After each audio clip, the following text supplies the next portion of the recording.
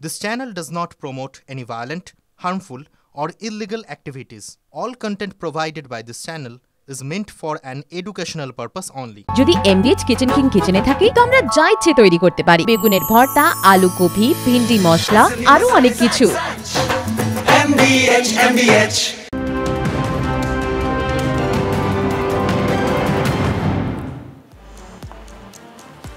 শর্মিষ্ঠা, আজ সারাদিন আমাদের নেপালের দিকে চোখ ছিল। আমার মনে হয় শুরুতে একবার নেপালের সর্বশেষ পরিস্থিতির কথা বলে দিই, তাহলে কেন নেপালের কথা হঠাৎ বেঙ্গল ব্রেকিং আনছি সেটাও বোধহয় বোঝাতে সুবিধা হবে। কাঠমান্ডুতে আজকে সারাদিন ধরে ভয়ঙ্কর বিক্ষোভ চলেছে। উন্মত্ত জনতা কোথাও কোথাও রীতিমতো তাণ্ডব চালিয়েছে। নেপালের বর্তমান প্রধানমন্ত্রী, প্রাক্তন প্রধানমন্ত্রীর স্ত্রী জনতার আক্রমণ থেকে ছাড় পাননি প্রায় কেউ। দেশের অর্থমন্ত্রীকে রাস্তায় ফেলে পেটানো হয়েছে, দেশের বিদেশমন্ত্রীকে তাড়া করেছে জনতা। এই সব কিছুর মাঝখানে কেপি শর্মা ওলি অর্থাৎ দেশের বর্তমান প্রধানমন্ত্রী তিনি পদত্যাগ করেছেন। মজার বিষয় হলো কেপি শর্মা ওলি যার কাছে তার পদত্যাগপত্র দিলেন, তার পদত্যাগপত্র গ্রহণ করা হলো, সেই রাষ্ট্রপতিও প্রধানমন্ত্রীর পদত্যাগপত্র গ্রহণ করার কিছুক্ষণের মধ্যে নিজেও পদত্যাগ করেছেন। এই সব কিছুর মাঝখানে নেপালের এই ভয়ঙ্কর অশান্ত পরিস্থিতি, যেখানে দেশের প্রাক্তন প্রধানমন্ত্রীর স্ত্রীকে রাস্তায় জ্যান্ত জ্বালিয়ে দেওয়ার চেষ্টা করেছে উন্মত্ত জনতা। দেশের প্রেসিডেন্টের বাসগৃহ আক্রান্ত হয়েছে, সেখানে আগুন ধরিয়েছে জনতা। প্রধানমন্ত্রী কেপি শর্মা ওলির ব্যক্তিগত বাসভবন, সেখানে আগুন দিয়েছে জনতা। সংসদ দখল করে নিয়েছে নেপালের প্রতিরোধী যুবকরা। আর ঠিক সেই অবস্থার মধ্যেই ভারত থেকে নতুন করে নেপালে যাওয়ার ক্ষেত্রে না যাওয়ার জন্যই ভারতীয়দেরকে পরামর্শ দিয়েছে ভারতের বিদেশ মন্ত্রক। জানানো হয়েছে যে এই মুহূর্তে নেপাল ভ্রমণ এড়িয়ে যাওয়াই ভালো এবং নেপালের পরিস্থিতি স্বাভাবিক না হওয়া পর্যন্ত যেন ভারতীয়রা নেপালে না যান, এমনই উপদেশ দেওয়া হয়েছে ভারতীয় বিদেশ মন্ত্রকের তরফ থেকে। ঠিক সেই সময় আমরা খবর পাচ্ছি কাঠমান্ডুতে ভারতীয় দূতাবাসের সামনেও অশান্তির খবর মিলছে। বিদ্রোহীদের হিংসাত্মক আন্দোলন, ভাঙচুরের পর ব্যারিকেডে আগুন, বাড়ানো হলো ভারতীয় দূতাবাসের নিরাপত্তা।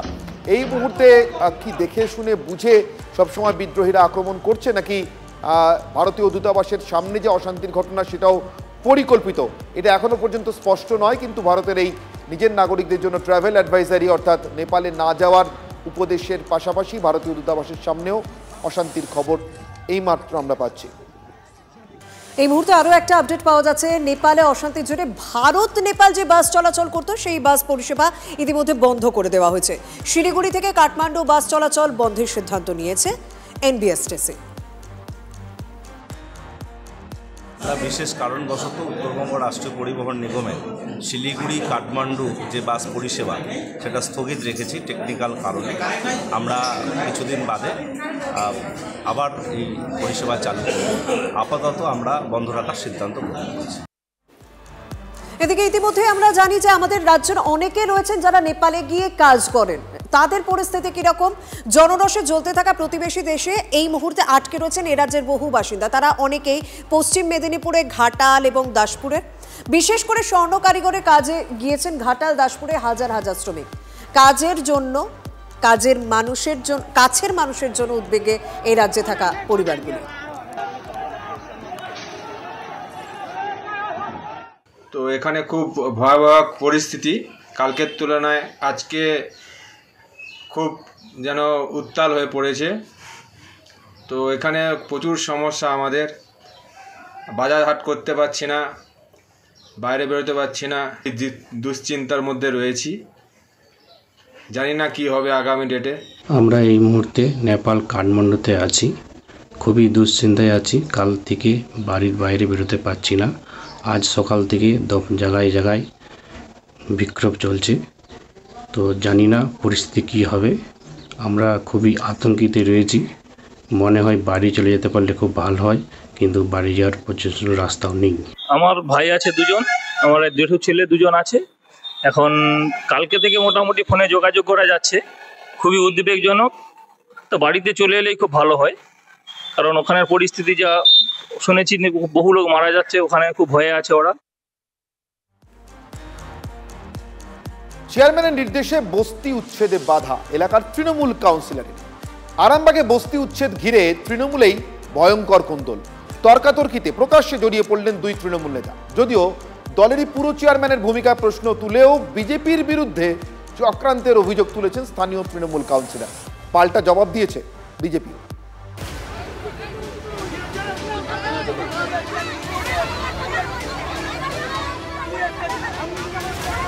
বর্তমান পুরসভা চেয়ারম্যানের অনুগামীর সঙ্গে প্রাক্তন চেয়ারম্যানের তর্কাতর্কি।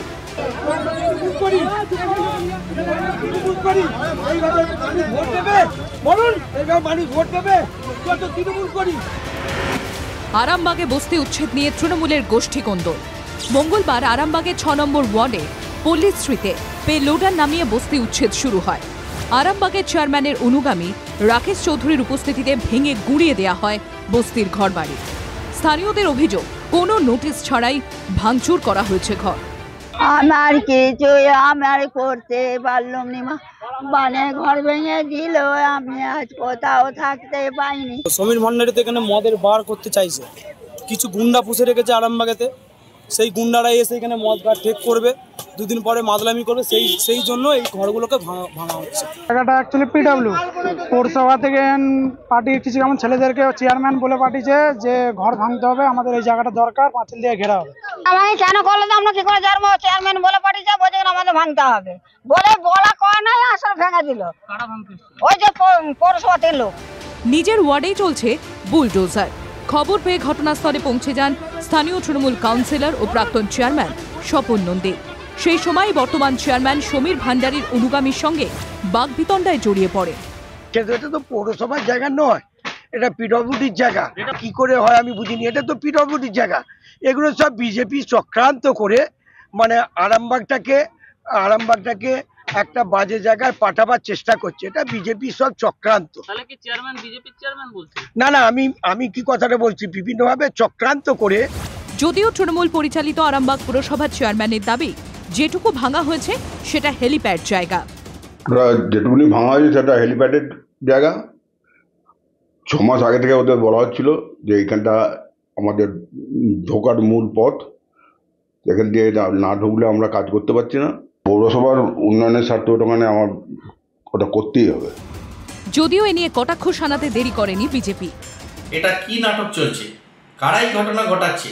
এরা একটা গরিব মানুষ সেখানে বসবাস করে রাস্তার ধারে বস্তিতে, তাদেরকে উচ্ছেদ করে দিচ্ছে, আর উচ্ছেদ করে দিয়ে বলছে নাকি এটা বিজেপি।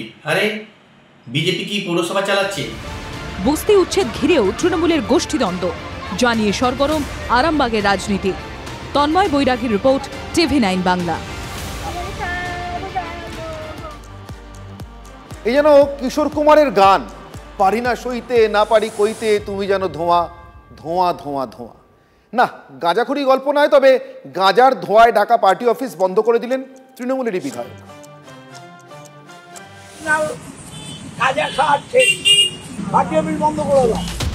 তৃণমূলের পার্টি অফিসের দুয়ারেই গাঁজার ঠেক, যার ধাক্কায় ধোঁয়াটে অবস্থা শাসক দলের শ্রমিক সংগঠনের অফিসের।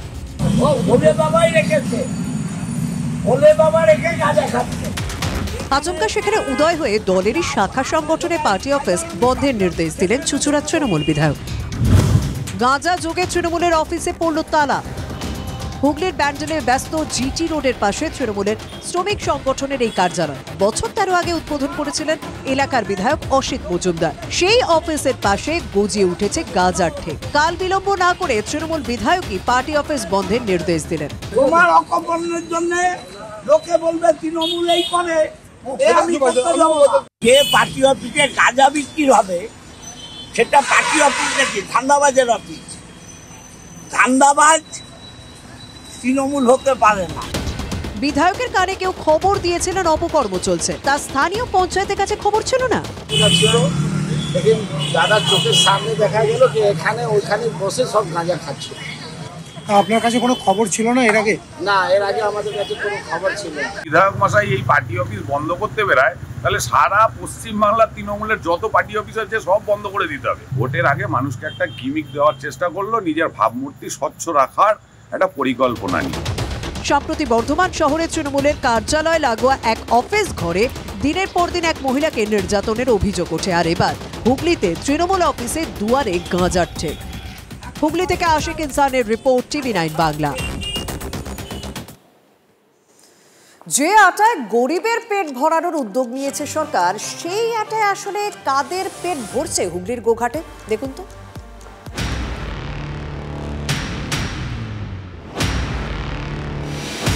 যেখানে সেখানে পড়ে রয়েছে সরকারি সিলমোহর দেওয়া আটা ও চালের প্যাকেট। আর সেই প্যাকেটগুলিতে থাকা আটা ও চাল ভর্তি বস্তা পরপর তোলা হচ্ছে ট্রাকে। সেই সময় হাতে নাতে পাকড়াও। হুগলির গোঘাটের খাটুলে রেশন দুর্নীতি চক্রের হদিশ। সরকারি লোকের বক্তব্য হচ্ছে ইনি দীর্ঘদিন ধরে লোকাল থেকে সরকারি মাল কিনে পাবলিক যদি বিক্রি করে সেখানে তো আমাদের কিছু করার নেই। যদি সরকারি কোনো ডিলার বা ডিস্ট্রিবিউটার যুক্ত থাকে সেটা অবশ্যই আমরা আইনি ব্যবস্থা নেব। ওই গাড়ি করে 16 চাকা 12 চাকা লোড করে ওর দুটো 16 চাকা আর 12 চাকা আছে, ও কিনে কিন্তু ওই মানে আটা মানে মজা লোড করে পুরুলিয়া পাঠিয়ে যায়। কিভাবে গরিবের জন্য বরাদ্দ খাদ্য সামগ্রী খোলা বাজারে পৌঁছে যাচ্ছে? প্রথমে রেশন দোকান থেকে আটা চাল সংগ্রহ করছেন স্থানীয়রা।